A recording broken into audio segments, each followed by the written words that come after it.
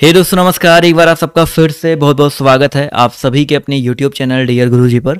तो गाइस, जैसा कि आप सभी को पता है कि अभी एक आपकी क्लास जो जस्ट समाप्त हुई है और हम लोग यहाँ पर अब जीके और जीएस करने वाले हैं। और आज फिर से मैं आप सभी के लिए बहुत ही इंपॉर्टेंट जो क्वेश्चंस लेकर के आया हूँ, जो कि आपके एग्जाम में सीधे पूछे जाते हैं। तो इस वीडियो को अंत तक देखिएगा, आपको समझ में आ जाएगा कि यहाँ पर जो क्वेश्चंस मैं आपको प्रोवाइड करवा रहा हूँ कितना ज़्यादा इंपॉर्टेंट आप सभी के लिए यहाँ पर होने वाला है। तो चलिए दोस्तों स्टार्ट करते हैं आज की इस क्लास को। तो आज का जो पहला क्वेश्चन है आपके सामने देखिए रहा, ध्यान से देखिएगा और सभी लोग जवाब देने का प्रयास कीजिएगा। पोलो के प्रत्येक पक्ष में खिलाड़ियों की संख्या कितनी होती है?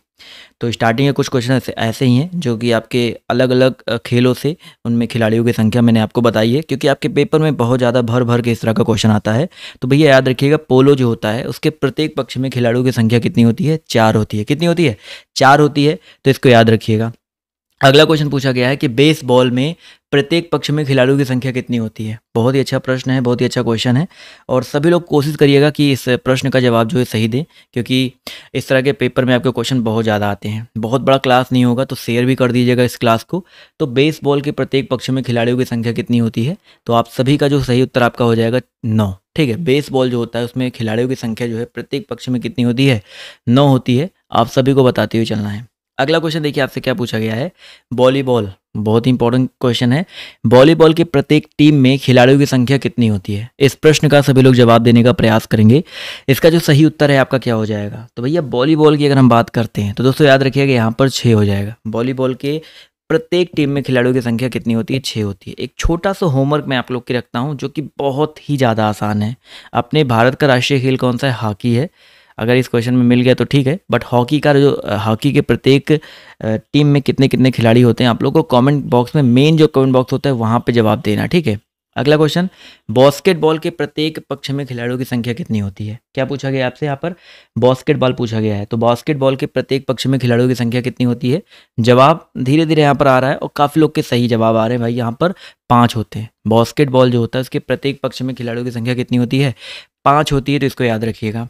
अगला क्वेश्चन, निम्नलिखित में से किस खेल की टीम में महिला तथा पुरुष दोनों खिलाड़ी होते हैं? बताइए, निम्नलिखित में से किस खेल की टीम में महिला तथा पुरुष दोनों खिलाड़ी होते हैं? Baseball, softball, korfball. देखिए कार्फ बॉल यहाँ पर बहुत इंपॉर्टेंट क्वेश्चन है, तो यहाँ पर याद रखिएगा जो कार्फ बॉल होता है इसमें जो है महिला तथा पुरुष दोनों खिलाड़ी होते हैं। तो ये चीज़ जो है बिल्कुल भी आप लोग मिस मत करिएगा।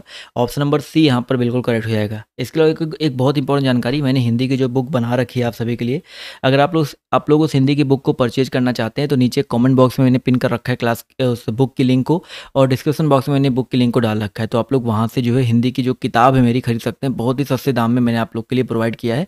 पूरी की पूरी थ्योरी प्लस एमसीक्यूज मैंने आपको वहाँ पर प्रोवाइड कर रखे हैं। अगला क्वेश्चन, दादा के नाम से किसे जाना जाता है? अब देखो भाई, क्रिकेट में अगर हम लोग आ जाएं तो काफ़ी लोग सौरव गांगुली को भी बोलते हैं दादा, दादा बोला जाता है, बट वहाँ पर वो नहीं। हम लोग जानेंगे दादा के उपनाम से जो है सबसे ज़्यादा रूप में जो है किसको जाना जाता है। चलिए फटाफट यहाँ पर जवाब जो देने का प्रयास करेंगे। तो इसका जो सही उत्तर आपका क्या हो जाएगा? माफ़ कीजिएगा। जवाब देखिए यहाँ पर आना शुरू हो गया है। एक हिंट देता हूँ, हॉकी के जादूगर के नाम से भी उनको जाना जाता है। चलिए अब तो जवाब आएगा ही आएगा। तो मेजर ध्यानचंद, ठीक है, मेजर ध्यानचंद जितने लोग जवाब दे रहे हैं ऑप्शन नंबर बी, वो लोग यहाँ पर बिल्कुल करेक्ट हो जाएंगे। अगला क्वेश्चन देखिए आपसे क्या पूछा गया है कि किसी अंतर्राष्ट्रीय फुटबॉल मैच की सामान्य समयावधि कितनी होती है? किसी अंतर्राष्ट्रीय फुटबॉल मैच की सामान्य समयावधि जो है कितनी होती है? ये भी अच्छा क्वेश्चन है, ये भी अच्छा प्रश्न है, और इसका जवाब जो देते हुए चलेंगे। तो इसका जो सही उत्तर आपका क्या हो जाएगा दोस्तों? 90 मिनट। अंतर्राष्ट्रीय फुटबॉल मैच की बात हो रही है, इसकी जो सामान्य समय अवधि होती है वो आपकी 90 मिनट होती है। तो ये तो बिल्कुल भी आप लोग को मिस नहीं करना है, ठीक है।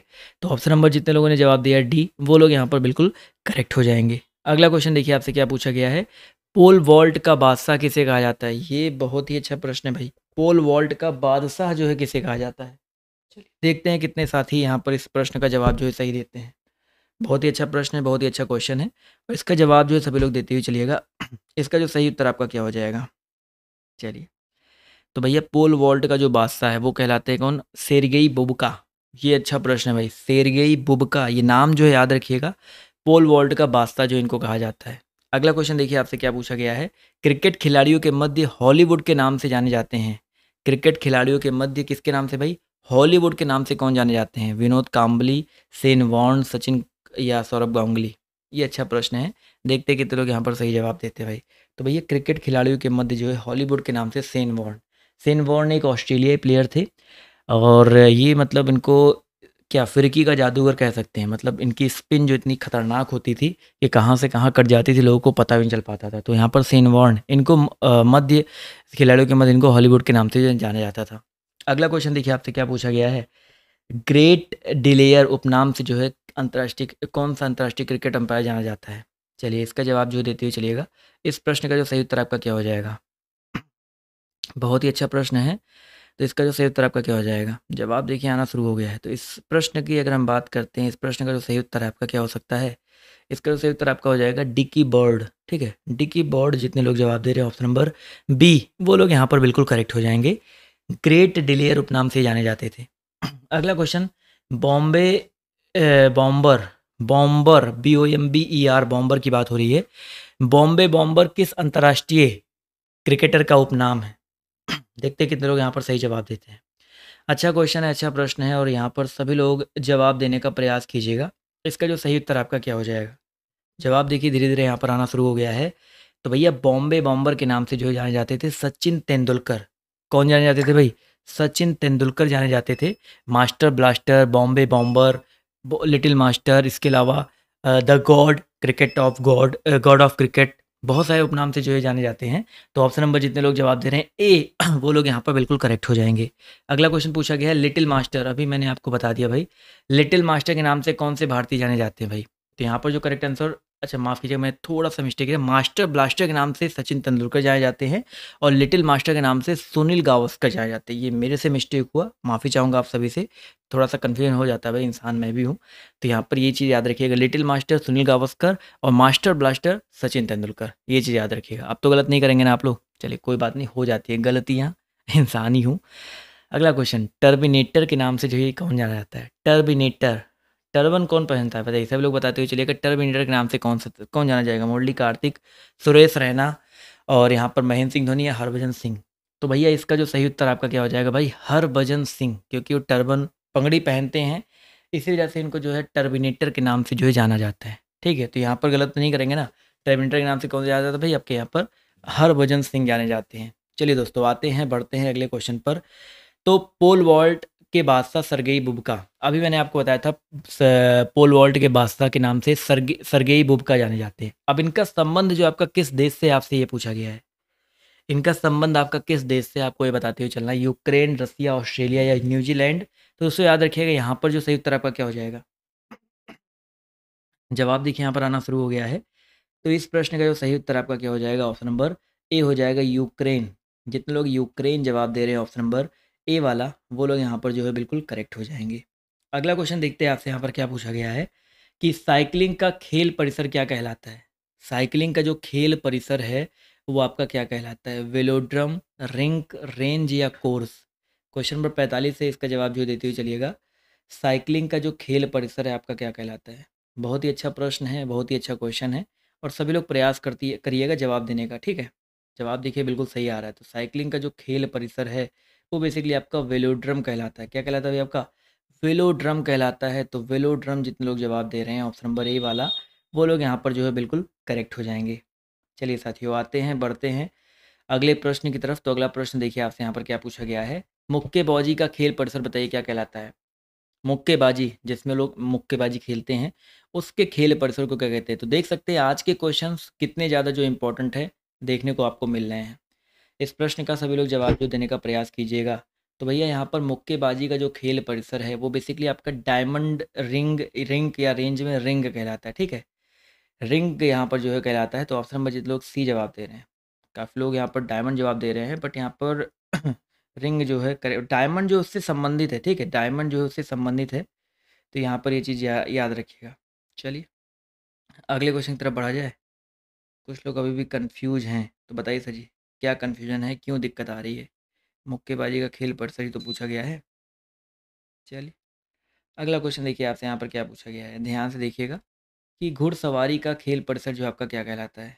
घुड़सवारी का जो खेल परिसर है आपका क्या कहलाता है। घुड़सवारी, वेलोड्रम, एरिना, कोर्स या ग्रीन्स। तो यहाँ पर आई होप सबको पता होगा एरिना। ठीक है, यहाँ पर एरीना जितने लोग जवाब दे रहे हैं, घुड़सवारी का खेल परिसर जो आपका एरीना कहलाता है, तो यहाँ पर जितने लोग जवाब दे रहे हैं एरीना, वो लोग यहाँ पर जो है बिल्कुल करेक्ट हो जाएंगे। क्लियर है? चलिए अगला क्वेश्चन देखिए आपसे यहाँ पर क्या पूछा गया है। गोल्फ खिलाड़ी विजय सिंह का संबंध जो आपका किस देश से है?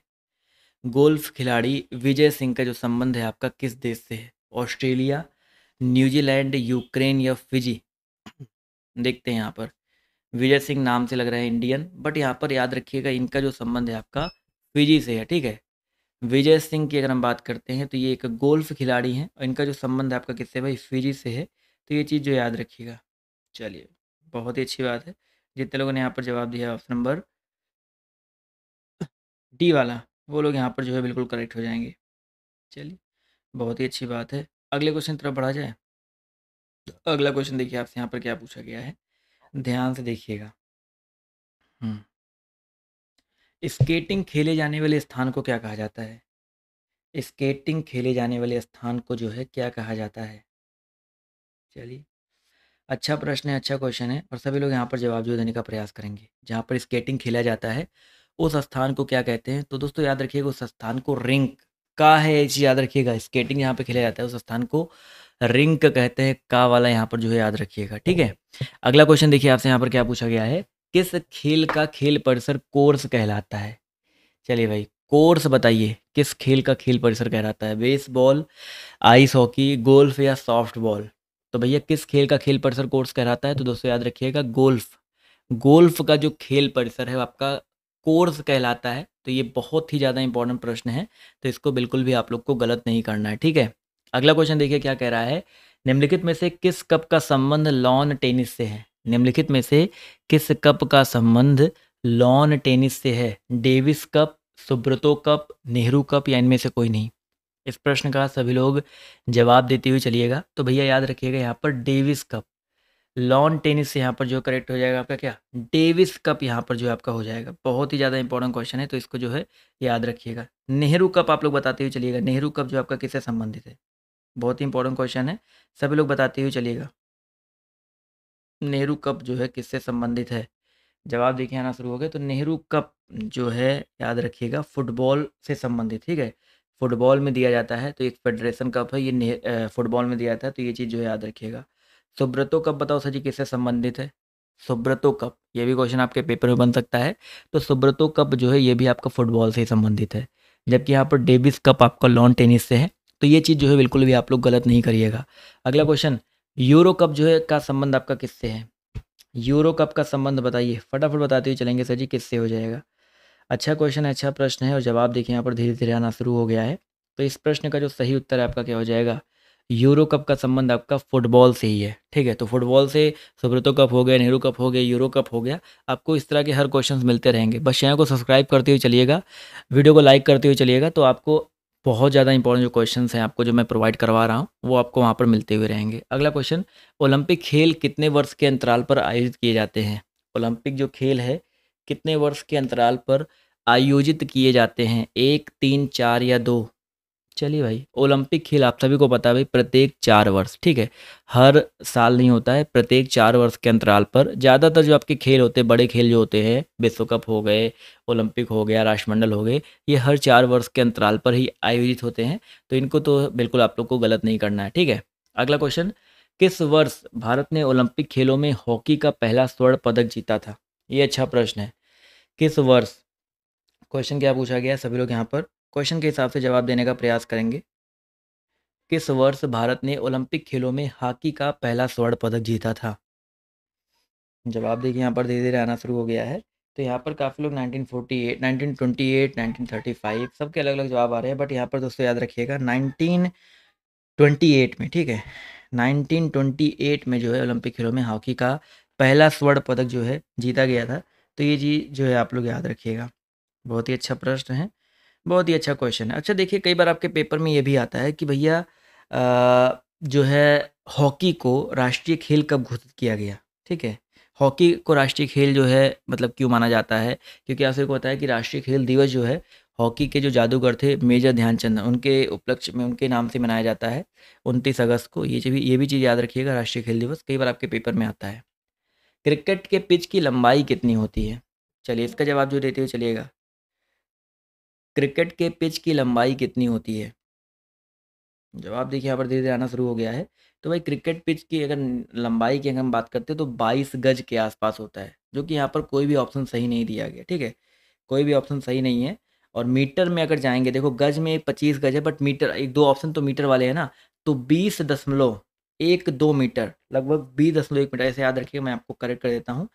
20.12 मीटर। और चौड़ाई जो होती है इसकी होती है लगभग 10 फीट के आसपास, यानी कि 3 मीटर के आसपास इसकी चौड़ाई होती है। ठीक है, यानी कि इसकी लंबाई और चौड़ाई में जो आपका होता है 20 और 3, ऐसे कर सकते हैं, 20 और 3 का होता है, यानी कि 22 गज।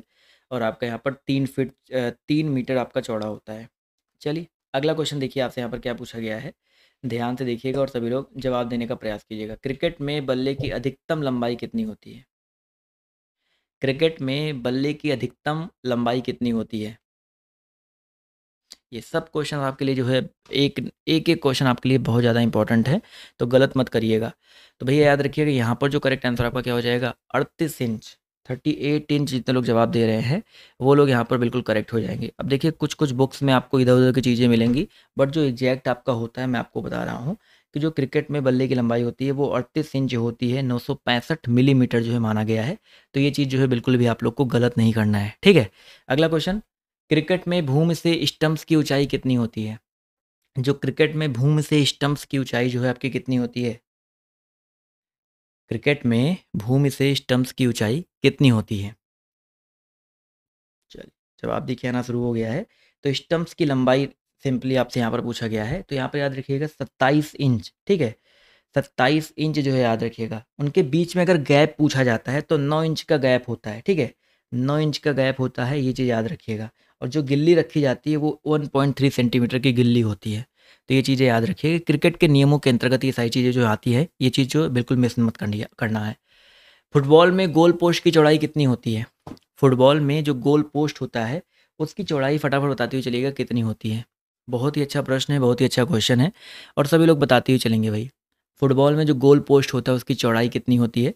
तो साथियों याद रखिएगा, जो गोल पोस्ट होता है उसकी चौड़ाई बेसिकली आपकी होती है 7.32 मीटर। जिसमें गोल आप करते हैं ना, 7.32 मीटर की उसकी चौड़ाई होती है। तो ये चीज़ जो बिल्कुल मिस मत करिएगा। ऑप्शन नंबर सी यहाँ पर जो है बिल्कुल करेक्ट हो जाएगा। क्लियर है? अगला क्वेश्चन देखिए आपसे क्या पूछा गया, हॉकी के मैदान में गोल पोस्ट की चौड़ाई कितनी होती है? देखिए फुटबॉल का आपको पता चल गया ना, अब हॉकी के मैदान के बारे में बताते हुए चलिएगा, इसमें गोल पोस्ट की चौड़ाई जो है कितनी होती है? चलिए अच्छा प्रश्न है, अच्छा क्वेश्चन है, सभी लोग जवाब जो है देने का प्रयास करेंगे।